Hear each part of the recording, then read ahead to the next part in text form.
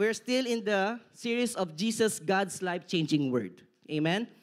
So, as we all know that this is the season 2, because it's really important for us to know and to be the word of the Lord Jesus Christ to be the anchor of our faith.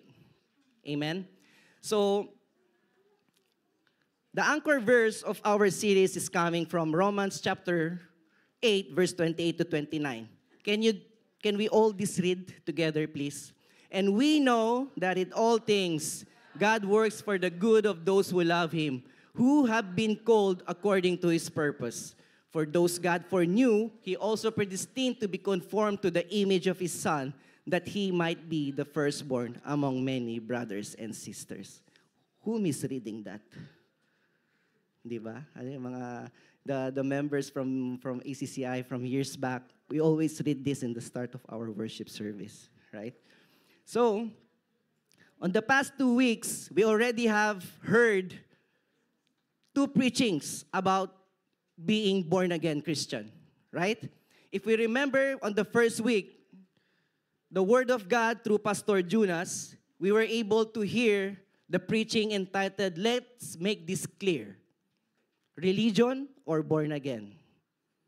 Here, we learned that being born again is a personal decision and it's not a religion. Take note of that po. Because there's a lot of things that, there's a lot of people who understood that being born again is a religion. Born again po is not a religion. It is a word that came from Jesus Christ. And Jesus Christ came here on earth to not to divide us, but to make us together in one faith. And that command is coming from John 3:3, right? If you remember that. And just last week, word from Pastor Jonas, from Pastor Ivan, we heard another preaching what's entitled is, How Can We Be Saved? Are you sure you are? Sino nang sure na saved dito? No. Praise the Lord. Here, we learn the double use of how we work out our salvation. Do you still remember the W's that Pastor Ivan presented last week? Let me remind you. Worship God in spirit and in truth. Wash your mind with your word. Wash your mind with word of God. Wear full armor of God. Welcome and allow the Holy Spirit to work in our lives. And lastly, and waste not God's gift of salvation. Amen. So now, from those 2 preachings, who among us here who already decided or who already considered themselves a born-again Christians? Wow. Praise God. Sigurado ba kayo dyan? Praise the Lord. Okay. But for us being born-again Christian, there is a question that we should always ask ourselves. For us not to forget our purpose and not to be lost along the way. So today, we're going to dive a bit deep into that question. Amen? Not just to satisfy curiosity, born again na ba ako? Hindi pa. Hindi pa pala, okay lang. No! This is not about curiosity, but to seek the true meaning of salvation and to understand the profound transformation that being born again in Christ brings to our lives. That will bring us to our title of the preaching for today, which is, Teka, born again na nga ba talaga ako? So all those who have raised their hand, who said amen a while ago, this is for us to know that, are we really born again? Amen? Excited? Yes. So the title is, Wait, Am I Really Born Again? Okay? So let's join me in prayer. Hallelujah, Father. Thank you, Lord, for this wonderful day. Indeed, Father, today is the day that you have made. Salamat, Panginoon, for this wonderful place that you have given to us, this wonderful people, heart of excitement, Panginoon. Lord, I stand here before today with a humble heart.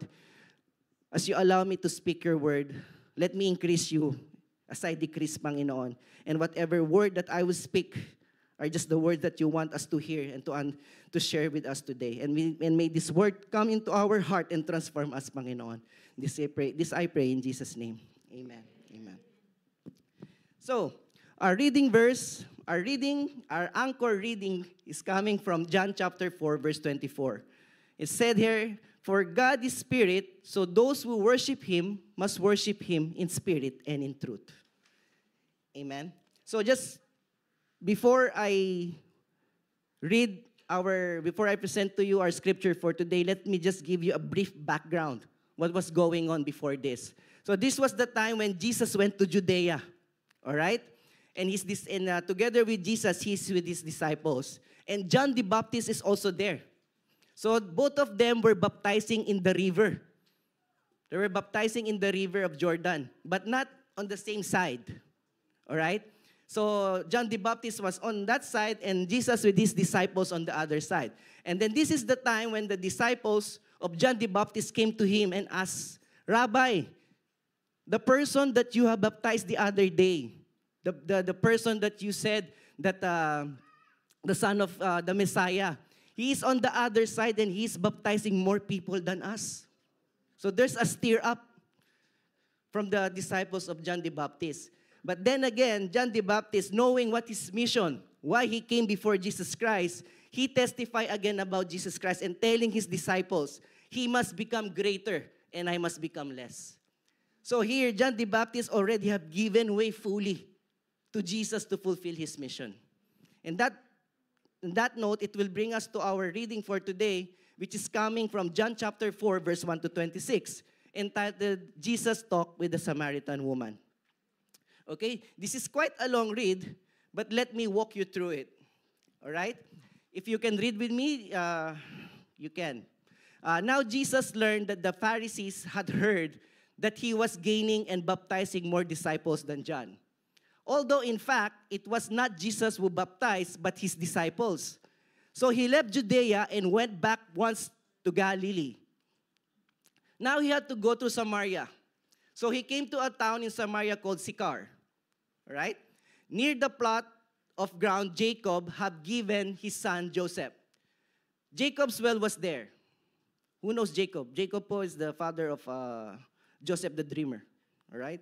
So Jacob's well was there, and Jesus, tired as he was from the journey, sat down by the well. It was about noon, all right? So katirikan po ng araw. When a Samaritan woman came to draw water, Jesus said to her, will you give me a drink? All right? So in verse 8, it was mentioned there that the disciples of Jesus had gone into the town to buy food.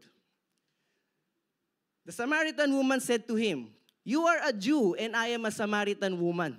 How can you ask me for a drink? For Jews do not associate with Samaritans. All right? Jesus answered her, if you knew the gift of God and who is that asks you for a drink, you would have asked him and he would have given you living water. Diba? Sir, the woman said, you have nothing to draw with and the well is deep. Where can you get this living water? Okay, let's pause this for a while. In verses 1 to 3, Jesus being aware of the growing attention he's gaining from the Pharisees, he chose to move away from Judea to Galilee. All right? But this move was intentional. And this move is not because he wanted to flee from the Pharisees to avoid conflict. But this is for a greater purpose. Amen? We know that Jesus is very intentional. So here we will know why he moved from Judea to Galilee. And in verse 4, now he had gone through Samaria. Okay, this statement, my brothers and sisters, is very crucial. Because most Jews are avoiding Samaritans. Because of a long-standing conflict between them. However, Jesus chose still go to Samaria. Ano, para manginis lang, para mambuli. Diba? Siyempre, hindi, diba? Jesus has a purpose. In verse 5 to 11, Jesus' purpose was revealed on why he had to go to Samaria, despite of the conflict between them. This is something to do that Jesus is really wanting to encounter the Samaritan woman. Amen? But why Jesus intentionally did want to encounter the Samaritan woman? Who is this Samaritan woman? Bakit talagang dinayo siya pa ni Jesus Christ? Kahit even though Jesus Christ knew that place there's a conflict because Jesus is a Jew. All right? And that place, they hate Jewish people there, that Samaritan village. But Jesus still, he went there just to meet the Samaritan woman. All right? So, let's continue reading. Now, the Samaritan woman kept on asking Jesus Christ, "Are you greater than our father Jacob, who gave us the well and drank from it himself, as did also his sons and his livestock?" Now, Jesus answered again the Samaritan woman, "Everyone who drink this water will be thirsty again, the water from the well. But whoever drink the water I give them will never thirst. Indeed, the water I give them will become in them a spring of water, welling up to eternal life." Wow. Sinong may gusto ng tubig po na yun? Right? In verse 12, the Samaritan woman questioned Jesus Christ's identity, not knowing who is that person in front of him. He questioned Jesus' authority by comparing him to Jacob. Now, this scene in our scripture for today simply reveals our human tendency of us being attached to our historical and cultural background. Kung ano po yung ating kinagisnan. Right? But at the same time, Jesus already caught the attention of the Samaritan woman. It also shows her curiosity and openness to the deeper truth that Jesus is telling him. Amen? So it's always be curious about the scripture, about the word of God. If you have any questions in your mind, let it flow. That's okay. Amen? In verse 13, Jesus highlights the temporary nature of physical water, stating that those who drink it will thirst again, which is the bottle in our water bottle right now, right? But this represents our fleeting satisfaction provided by the worldly pursuit and material things that the world is showing us. Because whatever we get from the world are all temporary.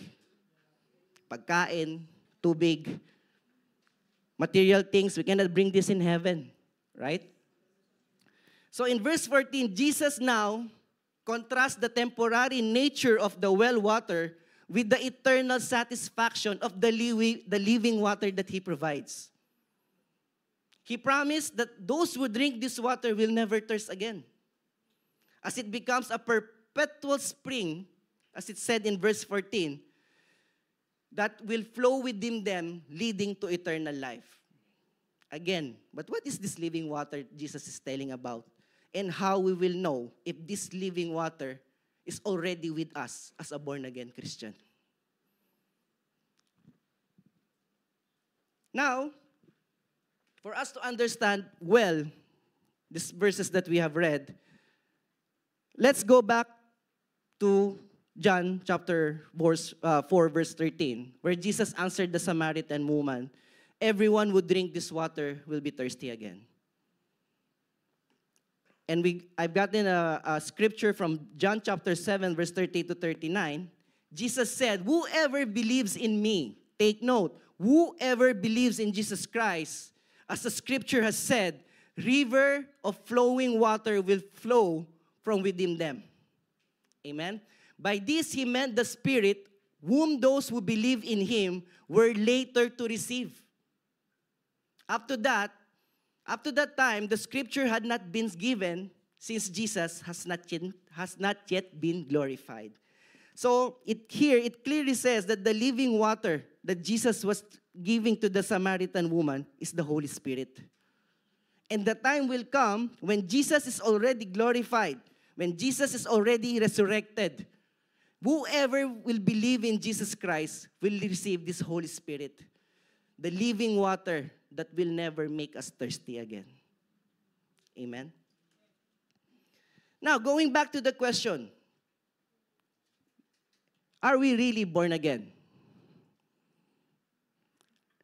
You know, by answering this, another question must arise.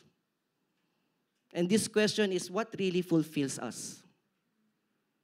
What really fulfills our earthly body? Right? So here we know that Jesus now is referring to the temporary satisfaction versus eternal satisfaction from the water that He wants to give us. This is the worldly pursuit that us human oftenly tend to fall and to chase in our lives. Every day we see this, my dear brothers and sisters. No? Nakikita po natin ang mundo sa araw-araw na ating buhay. And which is the common thing that the enemy uses for us to see the world. It's the social media. Lagi po yan nasa kamay natin, nasa bulsa natin. Even at work, if you're a bit bored, you open YouTube or whatever. But you know, when we see the social media, the word is telling us most of the time what we see there are the things that other people have that we still don't have. What the people have already achieved, what the people already have done in their lives that we even haven't started yet. But what these things make you feel now that you're a born-again Christian?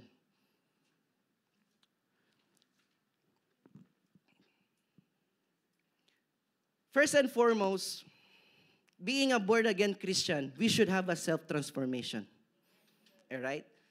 Because once we accepted Jesus Christ and allow Him to take the wheel, yung pong manibela ng ating buhay, we should trust the Lord. Amen? Our walk in holiness should bring satisfaction in our lives.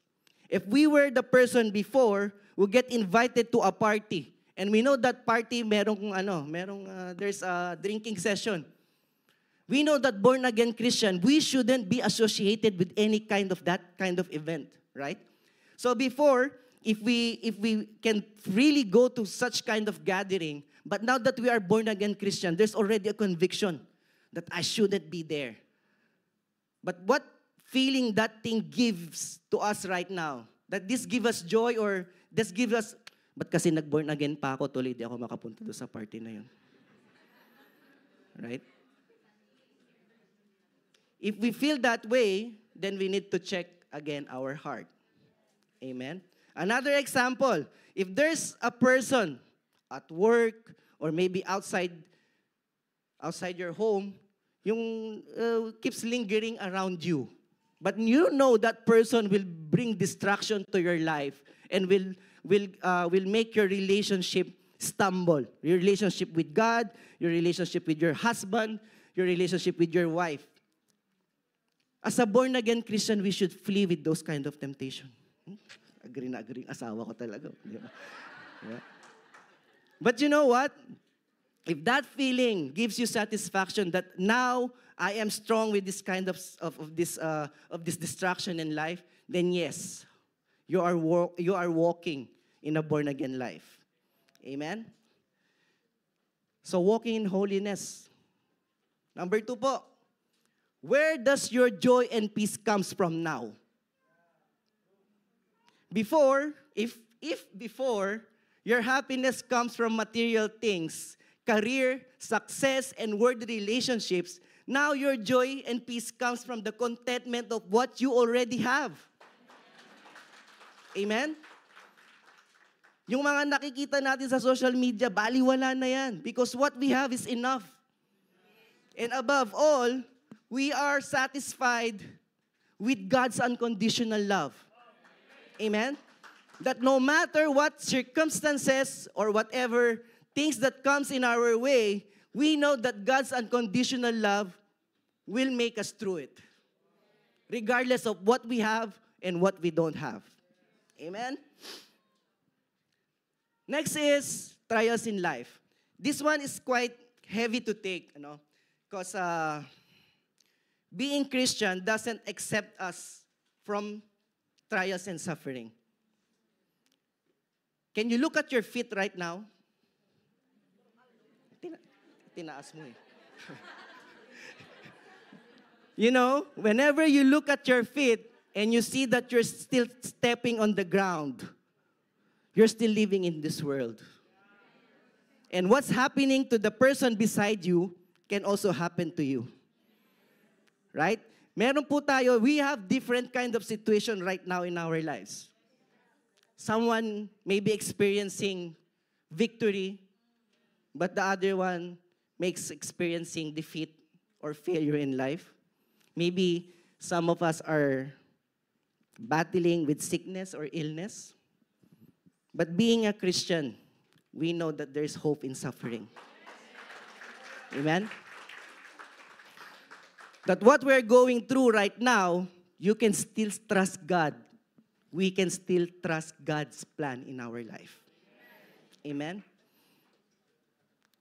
Next is our lifestyle and activities. When I say lifestyle and activities, I will start maybe with those who already serving the Lord. Those who are in ministries, those who are in the preach team, those who are leaders.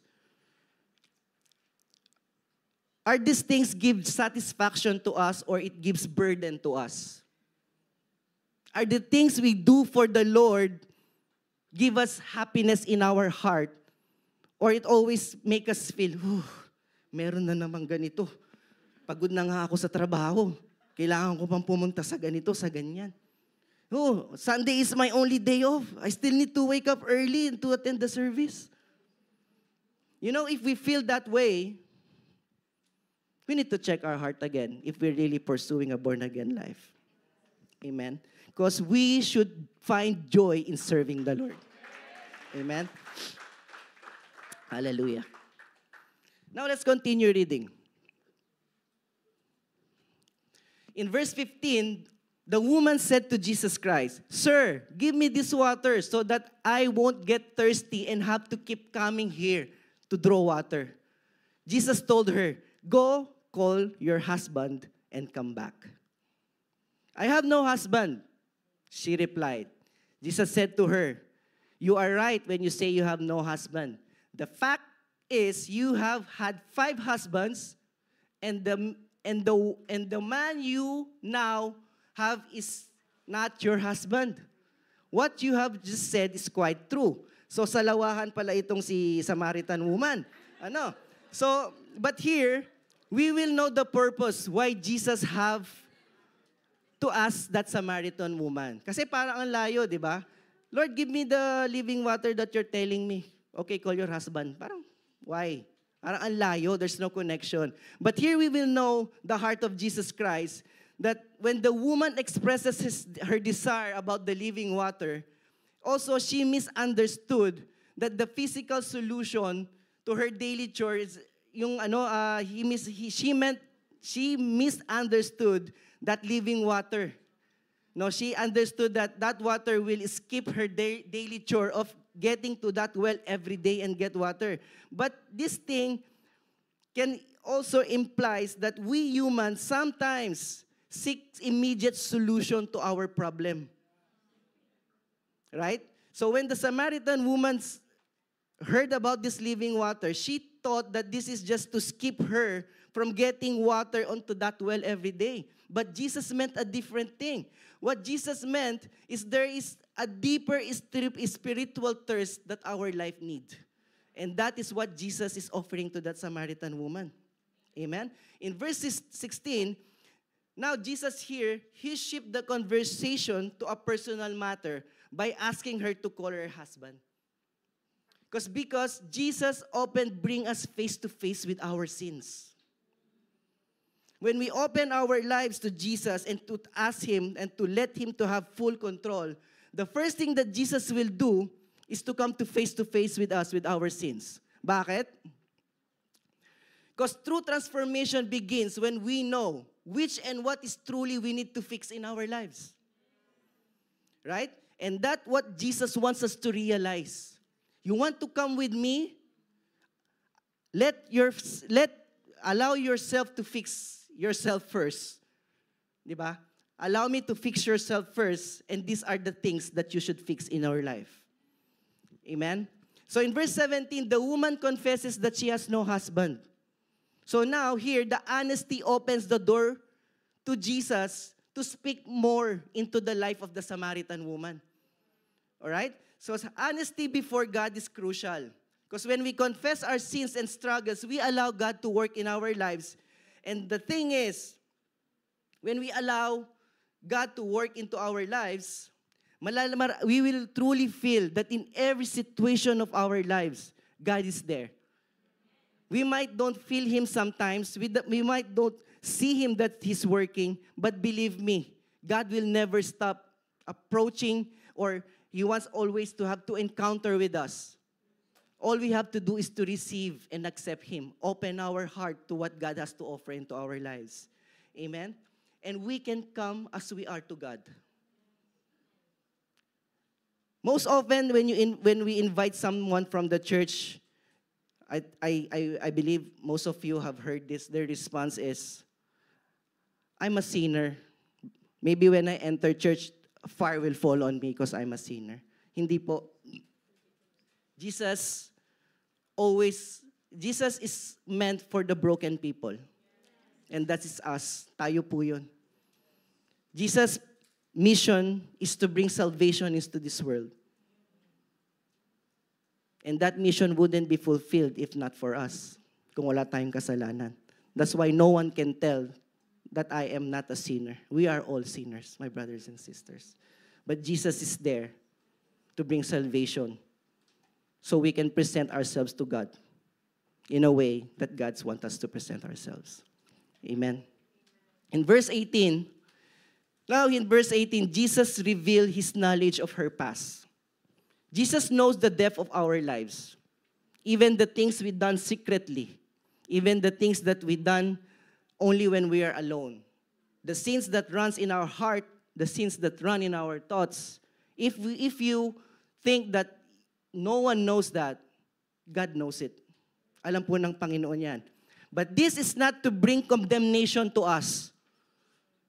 But this is an invitation for us to have a deeper relationship with Jesus Christ. Because if we say we want to have a deeper relationship with someone, that person needs to know the deepest part of our life. Diba? Kaya nga malalim eh. Diba? So who among us here we can say that there is someone who knows us really well? Of course, if you are married, your wife, right? If you have a best friend, your best friend. But this simply implies that the trust we give to that person, more than that trust we should give to God, if we want to live our life living in His hand. Amen?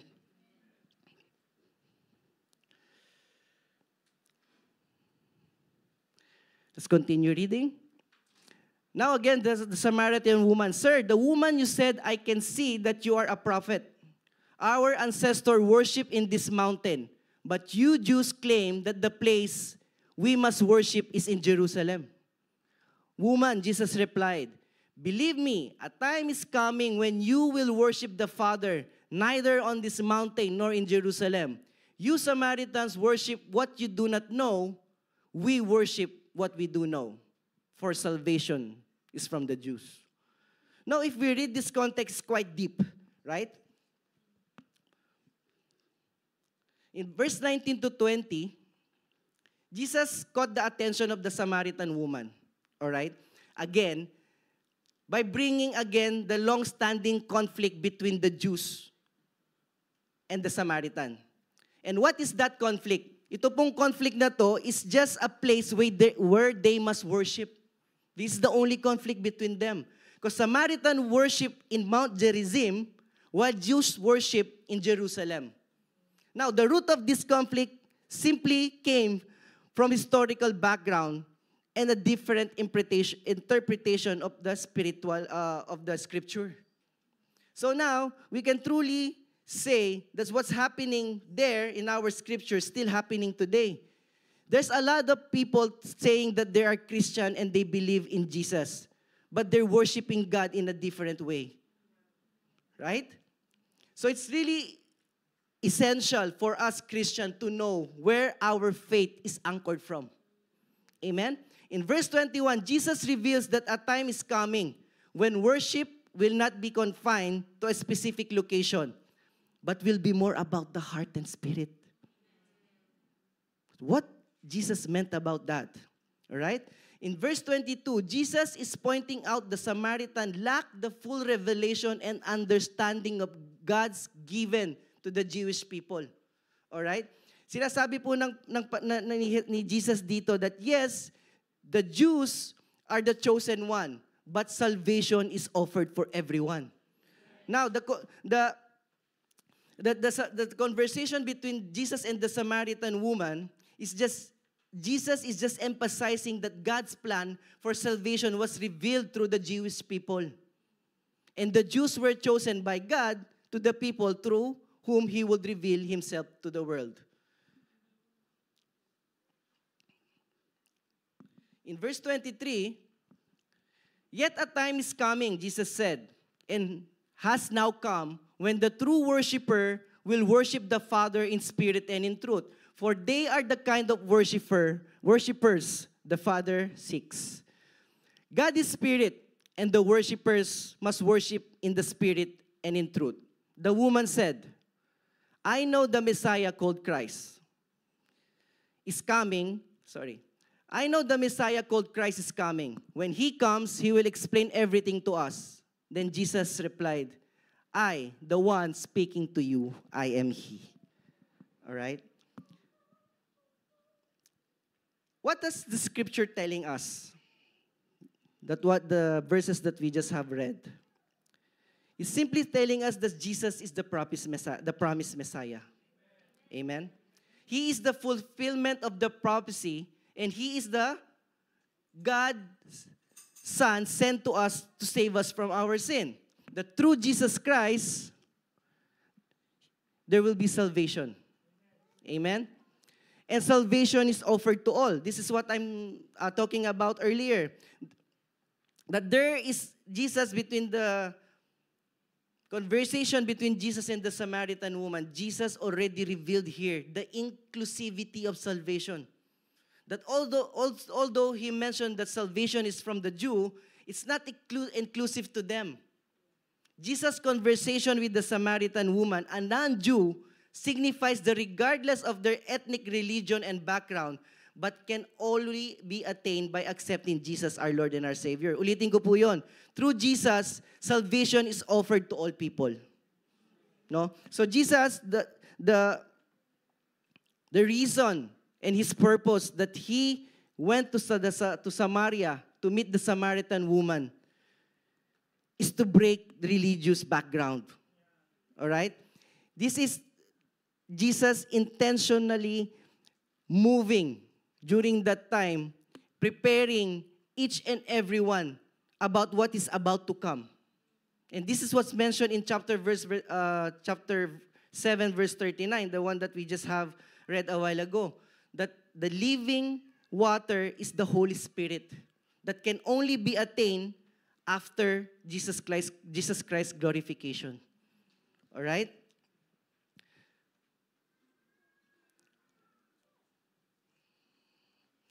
And also here in these verses, Jesus spoke about true worship.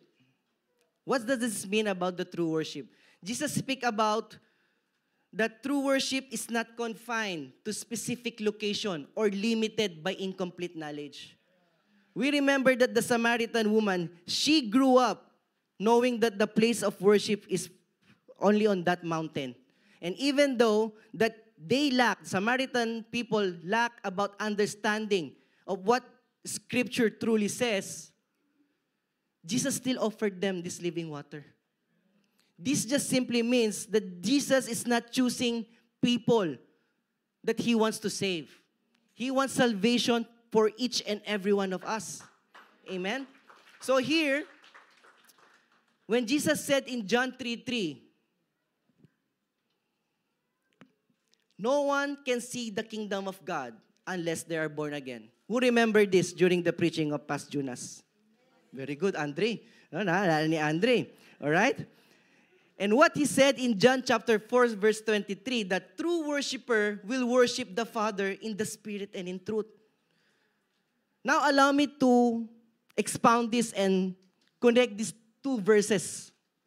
That in order for a person to worship God in spirit and in truth, he must first experience the new birth that Jesus speaks about in John 3:3. Amen? That being born again enables us, our spirit, to worship God in a manner that aligns with His nature and desire. And that is God's nature and desire.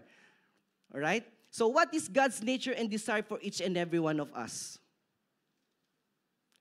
First, God wants us to enter the kingdom of heaven. Yan po ang desire ng Panginoon sa atin. The desire of God is for all of us to be with Him in heaven. All right? But the scripture for today tells us that for us to enter the kingdom of God, we need to worship God in spirit and in truth. Right? We remember that our spirit died because of the sin of Adam and Eve. So when our spirit died, we lost that connection to God. All right? But it says here, worship God in spirit and in truth. Now that our spirit is dead, how can we worship God? That's why we need to experience the new birth through Jesus Christ. And that is to be born again. All right? So here, we know that this scripture, it says a lot of things. It can imply to different situations of our lives. But let us not forget that this scripture that we have read today, telling us that in order for us to worship God in spirit and in truth, we need to go back to John 3:3, that no one can enter the kingdom of God unless we are born again. And this is the process of God's nature and desire for our life. Amen? Now, we'll go back again to this question. Am I really born again? Sino po yung mga pumasa kanina doon sa unang tanong? Who have passed those questions? Hindi pa po tayo pasado because there's another one. What am I really born? Wait, am I really born again? Because we need to check also this in our lives. Am I worshiping God in spirit and in truth? Right? First, we need to check our personal connection. Kanino? Our relationship with God. Because in order for us to worship God in spirit and in truth, we need to have a constant conversation with God every day. Not only through prayers, but by opening our Bible, knowing His heart, knowing His mind. Yes, we cannot fathom the mind of God, but at least we can understand His ways. Right?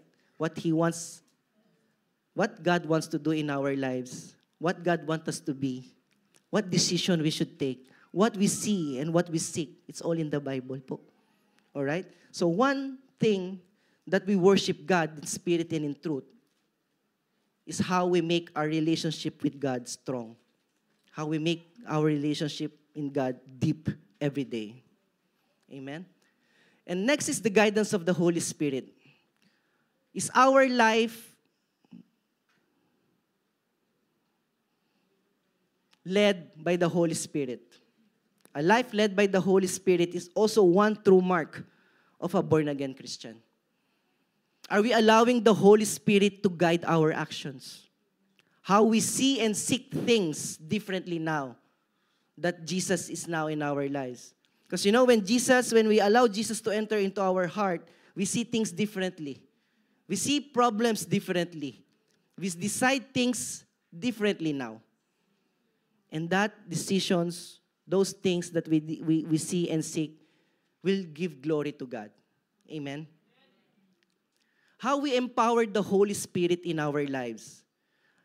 Are we submitting to the fruit of the Holy Spirit? The love, joy, peace, patience, kindness, goodness, faithfulness, gentleness, and self-control must be evident in the life of a true born-again Christian. Sino po yung may nakaaway kaninang papunta dito?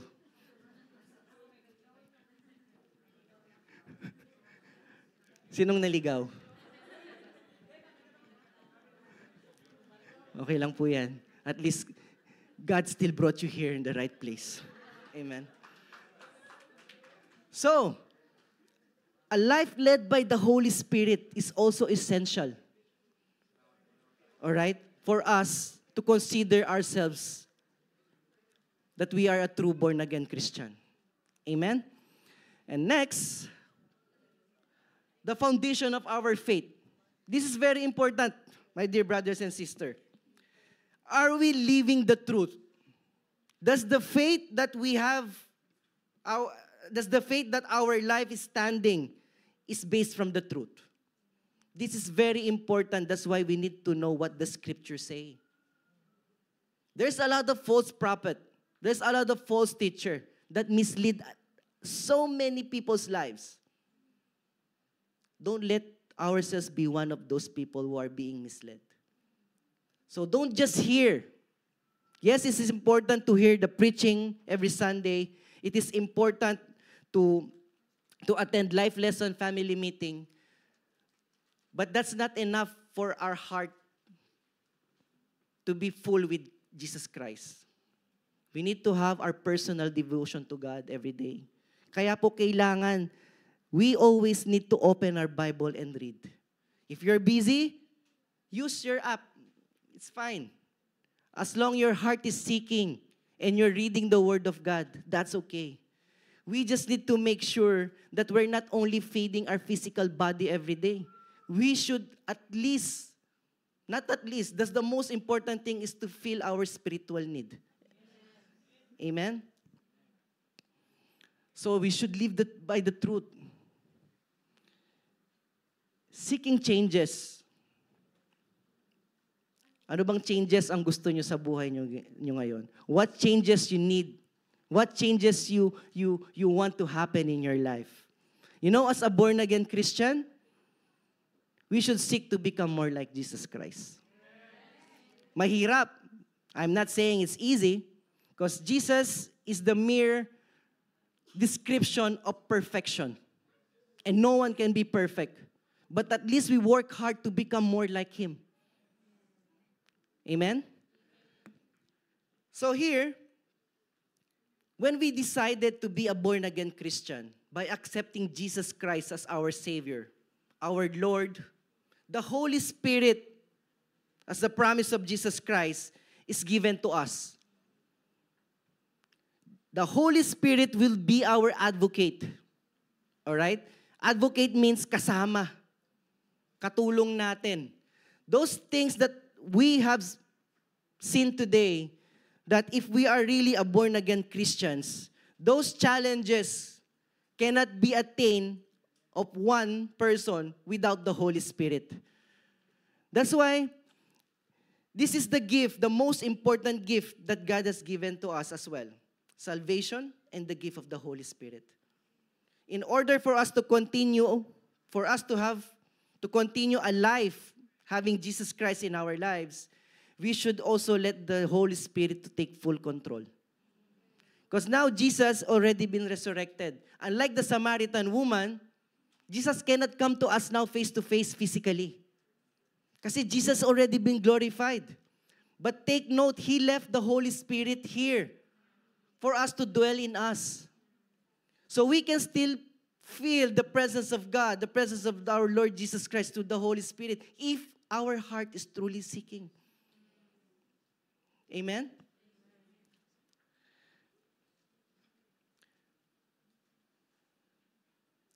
You know that the life of the Samaritan woman can truly speak to each and every one of us right now. Who are the first-timer here today? Who are the VIPs? See, who are the first-timer here? Wow, praise God. Thank you, Lord. Do you know that the Samaritan woman didn't know what is he about to experience when he went to that well? She doesn't know. But Jesus is there waiting for him. Amen? The Samaritan woman came there to fulfill her earthly satisfaction because she wants water. But she didn't realize that she's about to receive the living water that will not make her thirsty again. So you being here, the first timer, God has ordained this day for you to have a divine encounter with Him. Amen. And you know, after that divine encounter of the Samaritan woman with Jesus Christ, what did this Samaritan woman did? She went back to her village. And she told all the people in her village what had happened. But take note before this, what is the feeling of the Samaritan woman? She chose to get water at noontime. When the sun is high. Bakit kaya? Because she knew the sins, the sinful life that she's living. And she doesn't want people to see her because of shame, embarrassment, or maybe she was afraid because during that time, if you're proven an adulterous person, they can stone you to death. So we know that that Samaritan woman is walking at his lowest during that time. Right? But what she did after she encountered Jesus, bumalik siya sa kanyang village. She went back to the village and she approached every person she saw in that village just to testify what happened to her. To those who are still seeking here, to those who are still undecided, if you want to be a born-again Christian, let that question overflow in your mind. It's okay. It's so difficult when our faith is being questioned, especially if this is the faith that you've been believing since you were a child. And then when the truth comes, I know it's hard to believe kasi paano na yung, what will happen now to those years that my faith is anchored from? And now the truth is here. Keep those questions flowing in your mind. But let the answer comes from the Bible po. Let the answer comes from the Word of God. You know, if there's anything in this world that will not fool you and will not tell you lies, only the Bible can do it. Amen. So if you have questions in life, ito lang po ang buksan natin. As Brother Nolan always say, he made the acrostic of the Bible. This is the basic information before leaving earth. Okay? So, my dear brothers and sisters, I grew up in a family who taught me about God and Jesus. From kinder unto 6th grade, I'm in a Methodist school.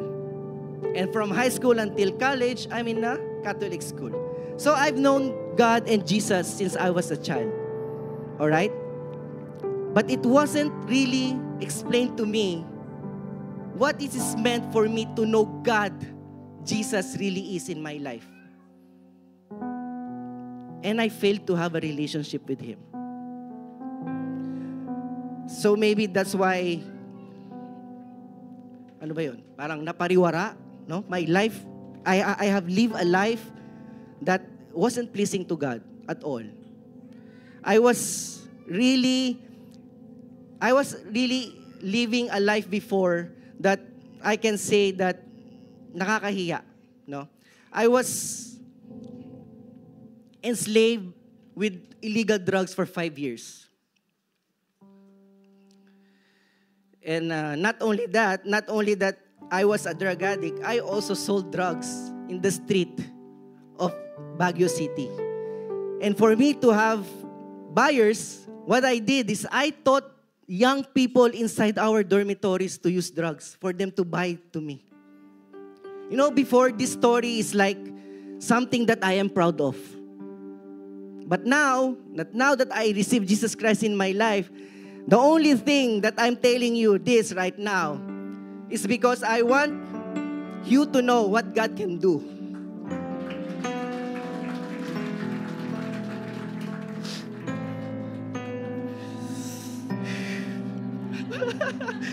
Lalo ko na dito. What can do to a person's life? You know, the person that you see here now, so different.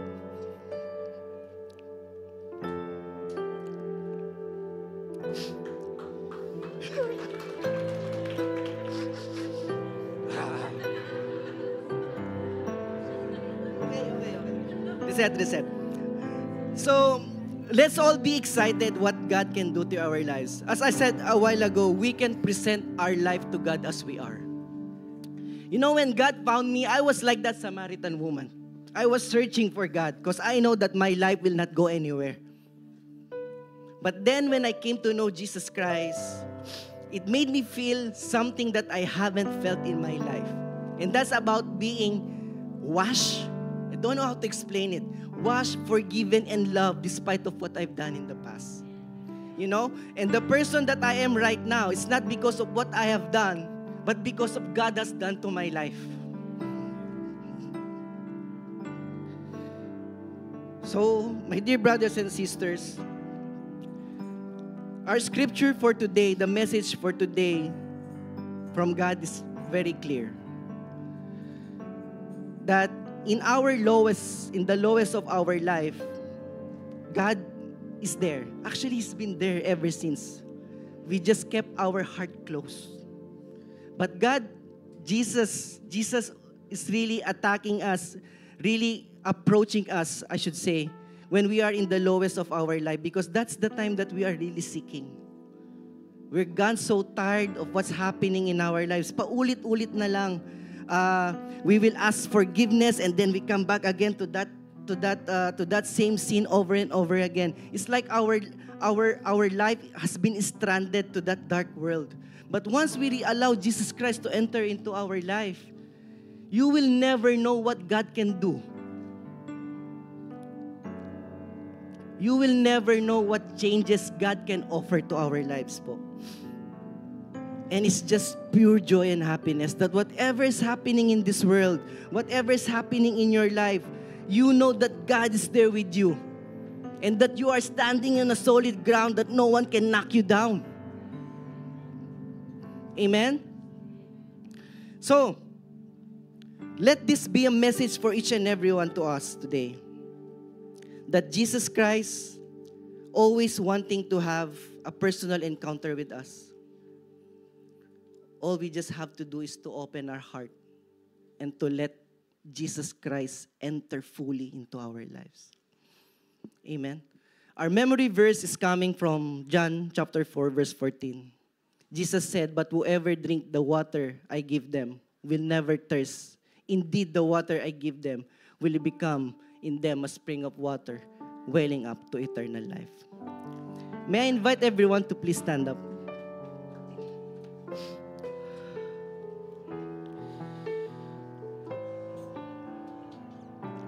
You know, before we sing this song, let me invite everyone to please close your eyes. Close your eyes, and now, let us realize what God is offering to us. He's offering us love. He's offering us salvation. But before we receive this, let us think about the things that we have done. The things who we were before. The sinful ways that we have done that disappointed God, that make our lives a wrecked life. Let's remember all of this. And let's present it to Lord Jesus Christ and ask forgiveness for each and everything that we have done. That disappointed Him. That disappointed God. And let this day be a day that we will let Jesus Christ shower His love and mercy for all of us. And allow God to enter into our life and take full control and be excited what God can do to our lives.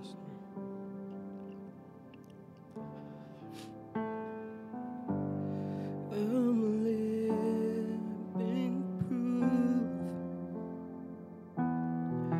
of what the mercy of God can do. If you knew me then, you believe me now. He turned my whole life upside down. He took the old and He made just what the mercy of God can do. Now I'm alive to tell the story how I've overcome. It's His goodness and mercy and the power of His blood. I'm so glad that my freedom wasn't based on what I've done, but the goodness and mercy and the power of the blood. There's so much power in the blood. Oh, it's Jesus. I thought I deserved to be 6 feet beneath the earth, for all the things I've done, the things I've said, the choices made that I regret. Oh, I would still be lost. Yes, Lord. Oh, but for the mercy of God, now I'm alive to tell the story how I've overcome. It's His goodness and mercy and the power of the blood. I'm so glad that my freedom wasn't based on what I've done, but the goodness and mercy and the power of the blood. Now I'm alive to tell the story. Once again, church. Now I've overcome. It's His goodness and mercy and the power of the blood. I'm so glad that my freedom wasn't based on what I've done, but His goodness and mercy and the power of the blood.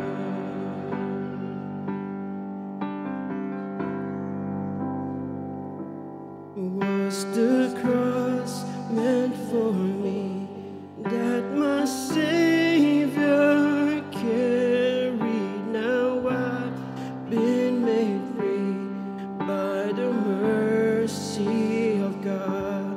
Was the grave meant for me where my sin lay buried? Now I stand redeemed by the mercy of God. What's the cross? Was the cross meant for me that my Savior carried? Now I've been made free by the mercy of God. Was the grave meant for me where my sin lay buried? Now I stand redeemed by the mercy of God. Now I'm alive to tell the story how I've overcome. It's His goodness and mercy and the power of the blood. I'm so glad that my freedom wasn't based on what I've done, but the goodness and mercy and the power of the blood. But the goodness and mercy and the power of the blood. But the goodness and mercy and the power of